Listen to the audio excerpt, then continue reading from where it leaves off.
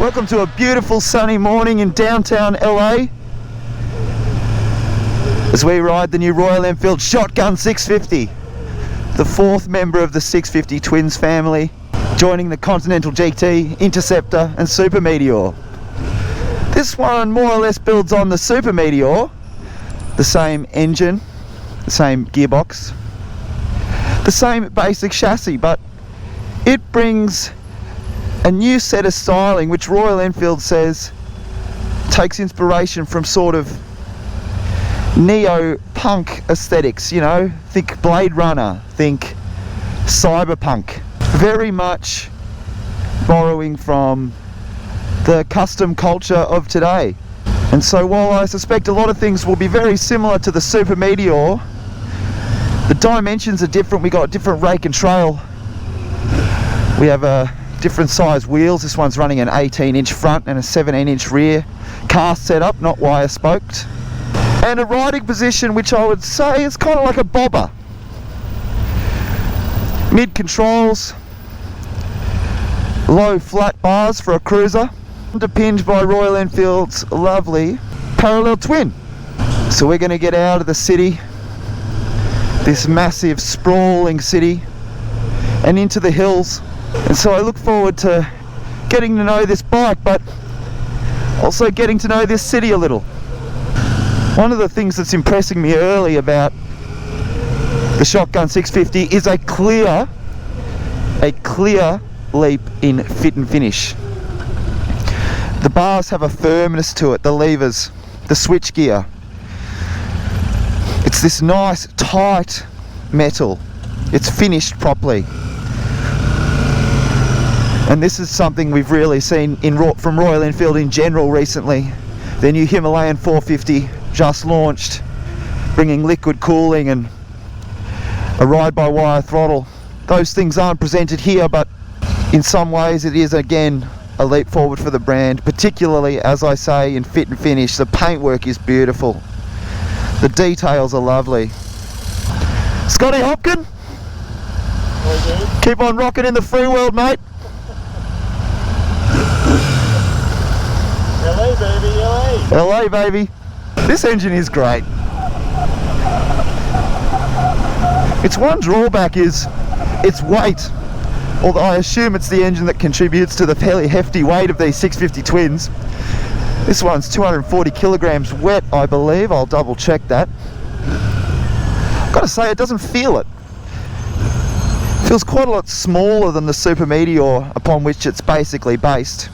This 650 Twins platform is what really cemented its place in the Australian new bike market. Being learner approved is such an advantage. Royal Enfield's one of the only companies that's able to make learner approved bikes that don't look like learner approved bikes to, you know, at least the untrained eye. What do you think, Scotty lad? What do you think, my man? Early impressions? It's a weird seating position. Yeah. Legs are four-door. Reminds me a bit of the Bonneville Bobber. Yeah. It's just not as extreme. No. I've said it once and I'll say it again. How many times have I said it? Never underestimate the power of riding position and ergonomics. I was kind of a bit confused about the Shotgun 650 when I first saw the press pictures. It carries over so much from the Super Meteor, and I was wondering what its position is in the range, but it's become quite clear. It's quite a different riding experience compared to each of the 650 Twins. More dynamic than I expected, and clearly carrying a lot over from the custom bike community. It's got a bit of cool about it. Los Angeles has not disappointed. It's hard to focus on the road, if I'm honest, with like such iconic vistas and beautiful roads. So I'm going to get stuck back into it, I reckon. Come along. Nice little spot to kind of open her up a little bit.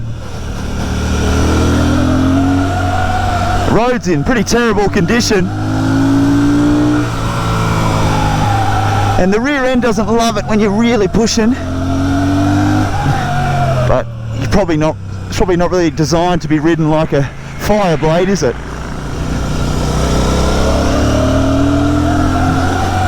Certainly carries itself all right.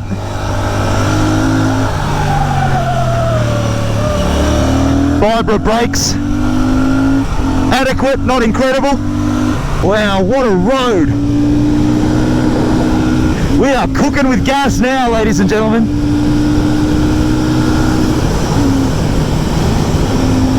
Giving her just about all she's got.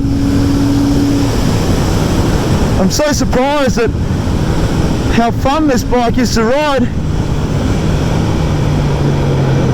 in a spirited fashion. You're not setting any records, but it's more than happy towards the limit.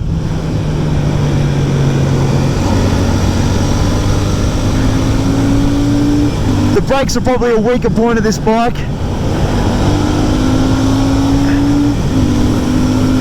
But they do a good enough job. I'm making sure not to brake too late.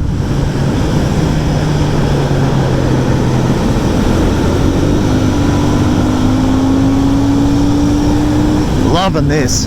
It's a lot more fun in the corners than I expected, and significantly more dynamic than the Super Meteor. What both the Super Meteor and the Shotgun get over the other 650 twins are Showa upside down forks, and that's really making a difference. It has a sort of stiffness to it, this bike, that sort of sporty for a cruiser feeling. And more, it's reminding me of the Harley Davidson Nightstar. The ergonomics and riding position almost identical, at least to my memory. And a similar kind of dynamicness. I wouldn't want to push it too hard with those fat tyres. The pegs touched down fairly early, but these sort of sweeping bends, quite a lot of fun, and I could certainly be going quite a lot faster than this before I'd be concerned. That engine has not changed, and yet it still feels kind of different just because of the different weight transfer. Again, that different riding position. It's a sweet motor, I always say it, but it is. I better taper off now. Here's the jacks.